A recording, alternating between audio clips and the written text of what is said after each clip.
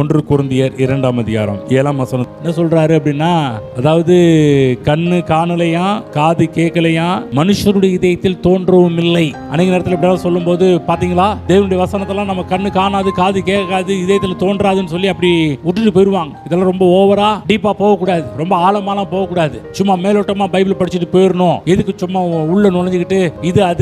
வேதத்தில் இருக்கிற காரியங்கள் சில நேரத்தில் வந்து நம்முடைய கண் காணாமல், காது கேட்க முடியாம, இதயத்தில் தோன்ற முடியாமல் இருக்கலாம். ரொம்ப ஆச்சரியமான ஒரு காரியங்களா இருக்கலாம். சில நேரத்தில் புரிந்து கொள்றதே ரொம்ப ஒரு கஷ்டமான ஒரு காரியமா இருக்கலாம். ஆனால் 10ஆம் வசனம் கவனமா கேளுங்க. வேதத்தை படிக்கும் போதெல்லாம் சில பேருக்கு புரியாத ஒரு புதிரா இருக்கும். ஆனால் நமக்கோ தேவ ஆவியானவர் மூலமாக காரியங்கள் வெளிப்படுத்தப்படுகின்றது.